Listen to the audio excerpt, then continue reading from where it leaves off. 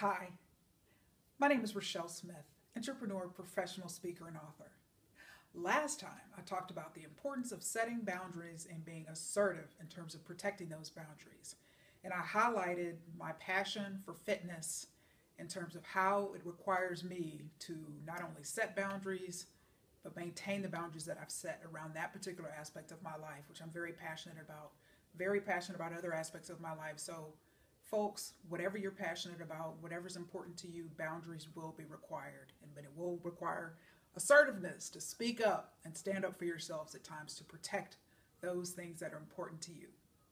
This time, I want to take a different direction with assertiveness because last time I talked about the importance of being assertive in terms of emphasizing and preventing and dealing with issues that arise that you don't want or that you don't like or that aren't working for you. But this time I want to shift gears and talk about assertiveness as it relates to obtaining and getting things that you do want.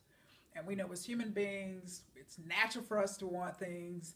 And so it's important and it's imperative for us to be able to speak up in order to obtain those things, whatever they may be.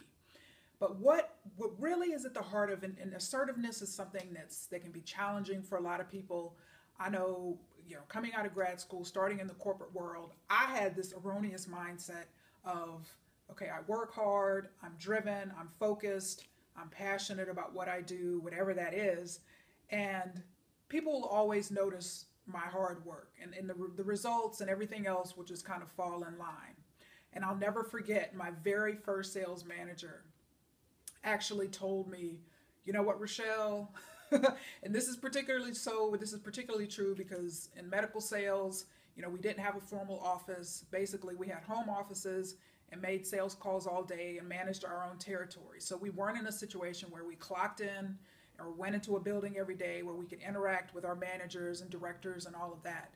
Colleagues, it was all pretty much communication was handled via teleconferences and via one-on-one chats. And occasionally, about once or twice a month, we would see our sales manager for a ride-along. So very infrequent direct contact with our manager. So one thing my very first manager told us as she was kind of giving me the overview of the industry and how things worked in the medical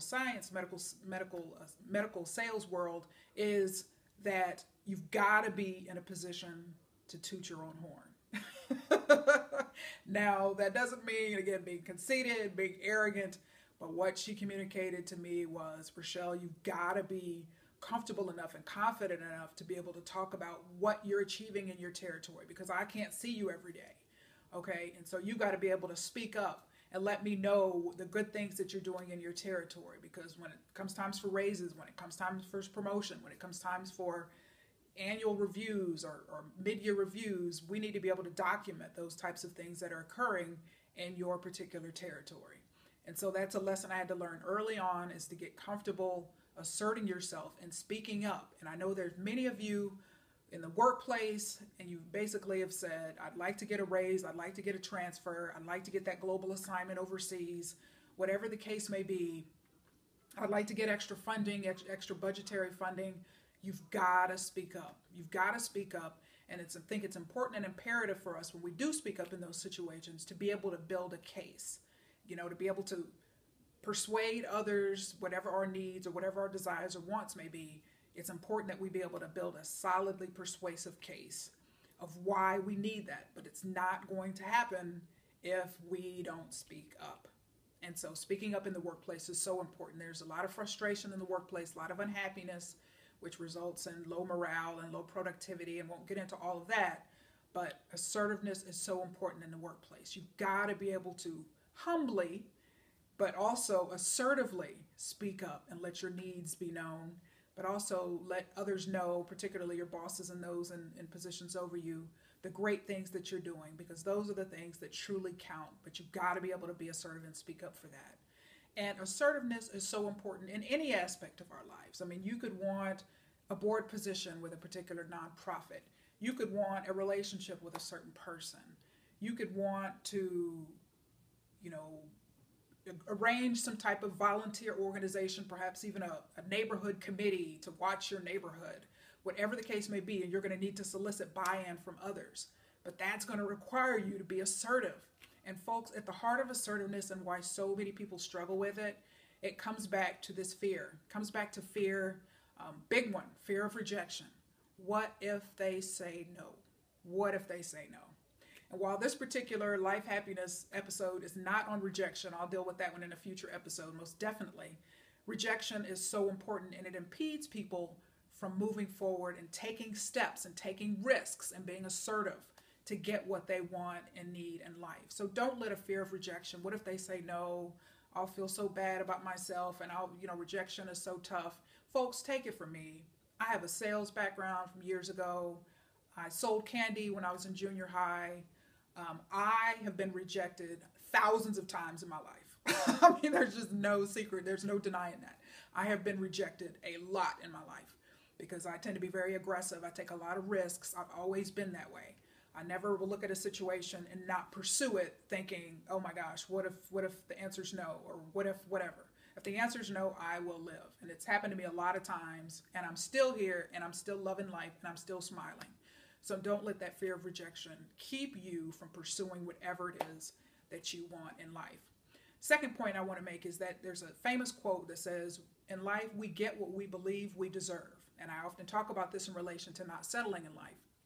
And how this relates to assertiveness is, if you truly believe that you deserve something or someone, whatever the case may be, whatever it is in your life, you won't have a problem asking for it.